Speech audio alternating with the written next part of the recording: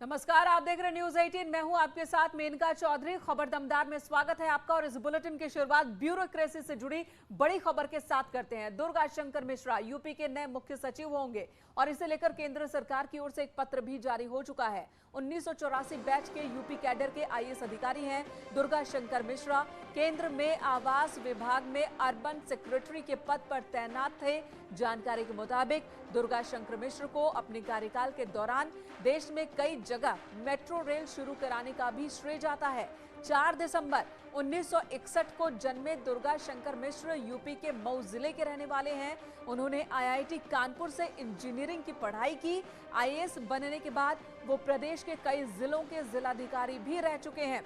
अलग अलग पदों पर सेवा देने के बाद अब वो उत्तर प्रदेश के मुख्य सचिव के रूप में यूपी की सेवा करते नजर आएंगे। कल से पदभार ग्रहण करेंगे दुर्गा शंकर मिश्र।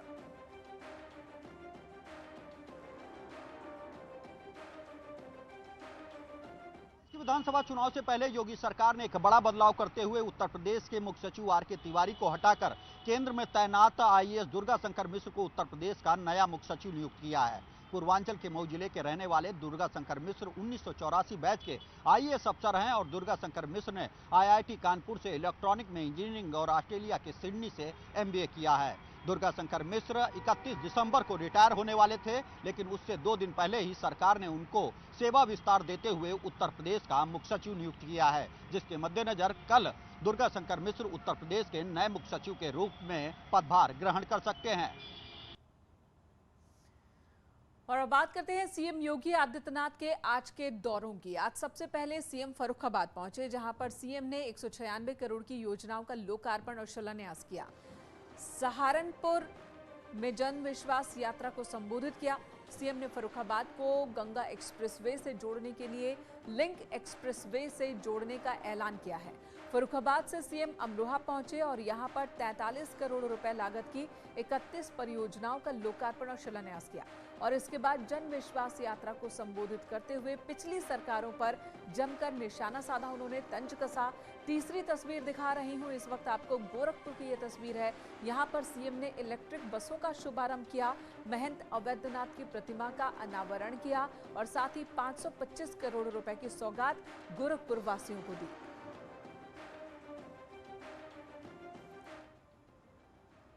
अमरोहा की रैली में सीएम योगी आदित्यनाथ ने इशारों ही इशारों में मथुरा में भी भव्य मंदिर निर्माण के संकेत दे दिए। सीएम योगी ने साफ किया कि बीजेपी सरकार ने जो भी कहा है वो करके दिखाया, लिहाजा अयोध्या और काशी के बाद मथुरा वृंदावन के पीछे छूटने का सवाल ही नहीं उठता।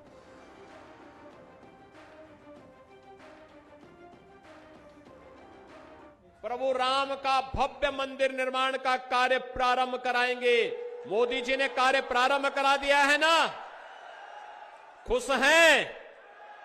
अयोध्या में राम मंदिर बनने से खुश हैं सभी लोग।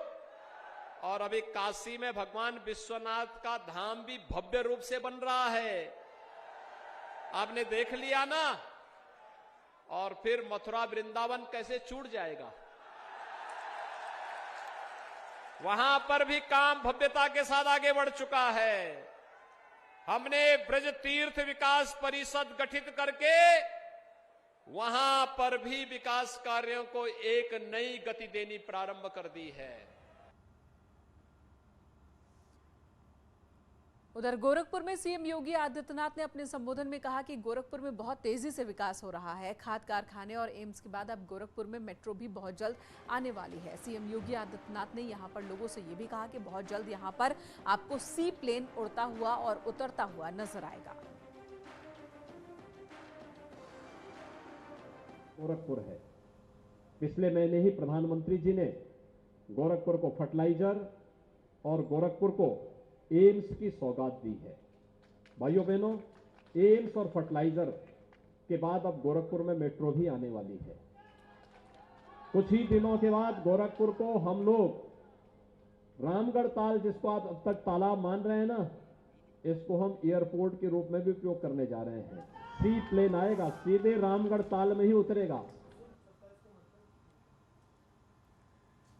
तो सीएम ने जहां गोरखपुर में नए गोरखपुर की तस्वीर पेश की, तो वहीं इससे पहले जब वो पहुंचे फर्रुखाबाद, तो वहां पर मालेगांव ब्लास्ट का जिक्र किया मुख्यमंत्री ने और कांग्रेस पर निशाना साधा। उन्होंने कहा कि कांग्रेस हिंदू नेताओं को झूठे आरोपों में फंसाया करती थी।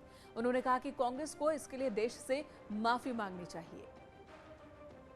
उस समय कैसे भारतीय जनता पार्टी के कार्यकर्ताओं को, नेताओं को, राष्ट्रीय स्वयंसेवक संघ के नेताओं को, हिंदू नेताओं को कैसे लोग झूठे मुकदमों में फंसाने का कार्य कर रहे थे, आपने मालेगांव विस्फोट के मामले में देखा होगा। कांग्रेस की शरारत देश के खिलाफ एक अपराध है और कांग्रेस के लोगों को इसके लिए माफी मांगनी चाहिए देश की जनता से।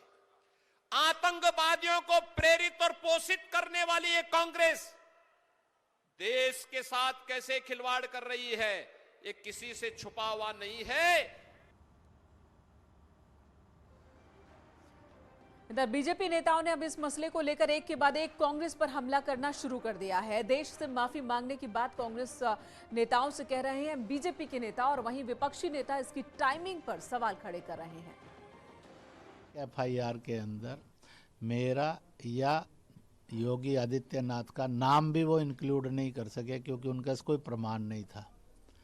इसलिए झूठ पर झूठ बोलना, इसलिए मैं ये कहूँगा बार बार उनके कारनामे खुलकर सामने आ रहे हैं। इन सब दलों ने और नेताओं ने देश से माफ़ी मांगनी चाहिए।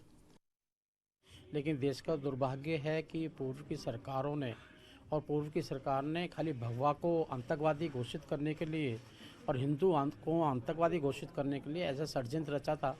लेकिन हम सच्चाई पे भी विश्वास करते हैं, सच्चाई की हमेशा जीत होती है। और आपने देखा होगा उन्होंने सीधा क्लियर कहा है कि इस प्रकार से हम पे आरोप लगे हिंदू कभी भी जो चींटी मारने भी प्रायश्चित करता है, क्या किसी का कत्ल कर सकता है। तो इस प्रकार का षड्यंत्र सरकार की मिशनरी जो पीछे थी और सरकार थी वो किसी एजेंडे पे काम कर रही थी कि ATS अफसरों के द्वारा उन पर दबाव बनाया गया, उनका छल किया गया। छल करते हुए उन्हें जान से मार देने की धमकी दी गई और उन्हें दबाव बनाते हुए कहा गया कि वे RSS के कुछ नेताओं का और योगी आदित्यनाथ जी का नाम लें कि वे इस ब्लास्ट के पीछे हैं। जिसकी सरकार है ना, इसके पहले 4 जजेस कोर्ट से निकल कर बोल चुके हैं कि ये लोग सारी संस्थाओं को, सरकारी संस्थाओं को अपने हाथ में लिए हुए हैं। विटनेस को अगर चाहिए करना है और अगर ये होता है तो जो ब्रेन मैपिंग होती है ना, उसकी ब्रेन मैपिंग कर दो, दूध पानी में सामने आ जाएगा। मालेगांव ब्लास्ट में नए खुलासे के बाद महाराष्ट्र से लेकर यूपी तक सियासी बवाल मचा है और इसी बीच AIMIM चीफ असदुद्दीन ओवैसी का कहना है कि आखिर ये गवाह अपने बयान से मुकर क्यों गया और इसके लिए वो बीजेपी पर सवाल खड़े कर रहे हैं। उनका कहना है कि गवाह इसी तरह से हॉस्टाइल होते रहे तो केस खत्म होने में देर नहीं लगेगी। उन्होंने कहा कि बीजेपी के दबाव में गवाह इस तरह से मुकरा है। 48 लोगों की मौत हुई। 2008 में यहां पर बॉम्ब ब्लास्ट हुआ मालेगांव में, दोबारा 8 लोगों की मौत हुई। अब ये तमाम विटनेस अगर हॉस्टाइल हो रहे हैं तो इसका मतलब ये है कि ये केस खत्म हो जाएगा। फिर किसने किया मालेगांव 2006 किसमें किया? 48 लोग मर गए, उनकी फैमिली को कौन जवाब देगा? मालेगांव 2008 में 8 लोग मौत हुई, कौन किया? क्या साध्वी प्रज्ञा ठाकुर के नाम पे वो मोटरसाइकिल है नहीं है? और एक और बड़ी खबर आज की, कानपुर साजिश के मामले में समाजवादी पार्टी के अध्यक्ष अखिलेश यादव ने कार्रवाई की है और 5 आरोपी निकेश कुमार, सचिन केसरवानी, सुकांत शर्मा, अभिषेक रावत, अंकुर पटेल को पार्टी से बाहर निकाल दिया। ये 5 आरोपी पुलिस की गिरफ्त में हैं इस वक्त और आरोप है कि प्रधानमंत्री नरेंद्र मोदी की रैली में हंगामे के जरिए ये हिंसा भड़काना चाहते थे। एक वीडियो वायरल हुआ था जिस वीडियो में ये एक गाड़ी पर हमला कर रहे थे। उस गाड़ी में इन्होंने आग भी लगा दी थी जिस गाड़ी पर पीएम मोदी की तस्वीर लगी थी और बीजेपी का झंडा लगा था। बाद में ये बात खुलकर सामने आई सीसीटीवी फुटेज के आधार पर कि इन लोगों ने खुद ही वीडियो बनाया था और फिर उसे वायरल किया था। और जो साजिश बीजेपी की तरफ से जो आरोप लगाया जा रहा है उसके मुताबिक इनकी साजिश थी इस वीडियो के जरिए पीएम की रैली के दौरान, जनसभा के दौरान हंगामा करने की, हिंसा भड़काने की। तो इन तस्वीरों को आप देख रहे हैं, ये समाजवादी पार्टी के छात्र कार्यकर्ता थे, नेता थे, लेकिन फिलहाल अब इन्हें पार्टी से बाहर निकाल दिया गया है। अखिलेश यादव ने पांचों को पार्टी से बाहर निकाल दिया है। ये पांचों इस वक्त पुलिस गिरफ्त में है।